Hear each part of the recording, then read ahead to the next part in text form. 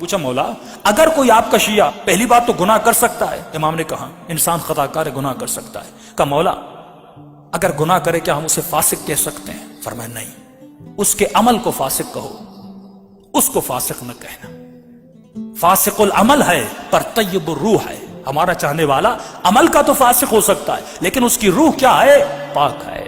کہنے لگا مولا کیسے پتا چلے وہ آپ کا حقیقی شیعہ ہے؟ فرمایا اگر گناہ کرنے کے بعد اس کے چہرے پہ ندامت کو دیکھو، پشیمانی کو دیکھو تو سمجھ جانا ہمارا ہے، لیکن اگر گناہ کرنے کے بعد گناہ کی لذت اس کے وجود میں باقی رہے۔ کسی نے پوچھا مولا توبہ کب قبول ہوتی ہے؟ امام نے فرمایا تمہاری توبہ تب قبول ہوگی جب تو توبہ کرنے بیٹھے، فار ایگزامپل دعائے کمیل میں توبہ کرنے بیٹھے، جس گناہ سے توبہ کر رہا ہے اگر اس گناہ کی لذت تمہارے وجود میں باقی ہے تو سمجھ جانا تمہاری توبہ قبول نہیں ہوئی۔ جب تک اس گناہ کی نفرت تمہارے دل میں نہیں آتی، فرمایا تب تک تمہاری توبہ قبول نہیں ہوتی۔ تو پہلی نشانی فرمایا اگر گناہ کرے تو پشیمانی اس کے وجود میں ہو، جب تک پشیمانی نہیں ہے فرمایا تب تک یہ ہمارا شیعہ نہیں ہے اور مقابلے میں آ سکتا ہے۔ دوسری چیز معصوم فرماتے ہیں، فرمایا کچھ ایسی عادتیں، کچھ ایسے گناہ انسان کے وجود میں ہوتے ہیں جو گناہ ان کو اولیاء خدا سے دور کر دیتے ہیں۔ یہ گناہ ایک ایسی کثافت ہے، ایک ایسی نجاست ہے جو لوگوں کو اہل بیت سے دور کرتی تھی۔ یعنی جس طرح میگنیٹ ہوتا ہے، اگر آپ کے وجود میں گناہ ہے، قرآن کہتا ہے انما یرید اللہ لیذھب عنکم الرجس اہل البیت ویطہرکم تطہیرا، کہ اہل بیت کو ہر طرح کی رجس اور نجاست سے دور کیا۔ اگر نجاست میرے وجود میں آئے، اگر جھوٹ کی نجاست میرے وجود میں آئے، اگر بغض و نفاق و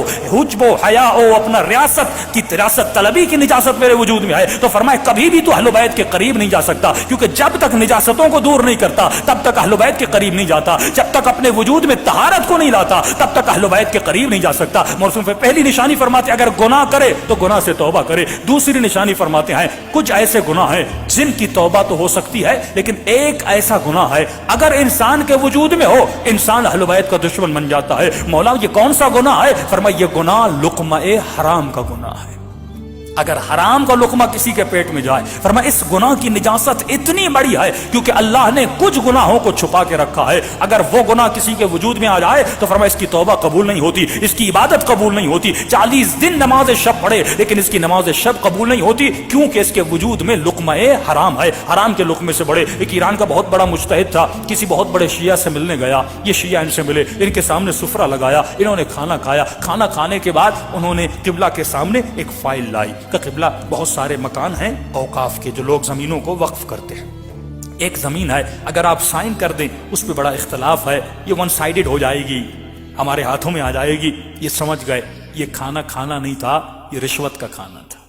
کھانا اس لیے کھلایا تھا تاکہ فارسی میں کہتے ہیں تھوڑی بہت چربی بڑھائی جائے تاکہ مولانا سائن کر دیں۔ ہاں تو انہوں نے فوراً غصے میں اٹھ کے کھڑے ہو گئے کہ تم میں خوف خدا نہیں ہے، میں نے اتنے سال اپنے پیٹ کو حرام کے لقمے سے بچایا، آج تم نے رشوت کا مال میرے پیٹ میں ڈال دیا۔ پہلے علماء سود کا نام سنتے تھے، پہلے ربا کا نام سنتے تھے تو مومن کے پاؤں کھڑے ہو جاتے تھے، رونگٹے کھڑے ہو جاتے تھے، لیکن آج کتنی آسانی سے لوگ سود کھا رہے ہیں، آج کتنی آسانی سے لوگ حرام کھا رہے ہیں اور ذرہ برابر پرواہ نہیں ہے۔ کیوں؟ کیونکہ ملئت بطونکم من الحرام، جب شکم میں لقمہ حرام چلا جاتا ہے معصوم فرماتا اس کے اوپر کسی چیز کا اثر نہیں ہوتا، فوراً یہ مجتہد وقت اس جگہ سے نکلے۔ ان کے شاگرد کہتے ہیں یہ حوض کے کنارے گئے، اپنی انگلیوں کو اپنے منہ میں اتنا مارا کہ ان کا پورا پیٹ خالی ہو گیا، منہ سے آنسو بہ رہے تھے اور کہہ رہے تھے پروردگارا کبھی مجھے اپنی عبادت کی لذت سے محروم نہ کرنا، یہ لقمہ حرام میں نے اپنی مرضی سے نہیں کھایا، اس ملعون نے مجھے لقمہ حرام کھلایا تھا۔ یعنی اتنی پرواہ تھی لقمہ حرام کی۔ معصوم فرمات اس لقمے سے بچنا جس کا مال پاک نہیں ہے، ہمارے مال کو پاک کرنے کے لیے کہا خمس دو، ہمارے مال کو پاک کرنے کے لیے کہ ایسی جاب کو اختیار کرنا، ایسے پیسے کو اپنے گھر میں لانا، ایسی غذا کو اپنے سفرے پہ لانا کہ جب یہ تمہارے بچے اس غذا کو کھائیں، کتنے سال زندگی میں رہو گے لیکن اگر دنیا سے چلے جاؤ گے، اگر حلال کا مال اپنے بچوں کو سفرے پہ نہیں رکھا، کل مر جاؤ گے،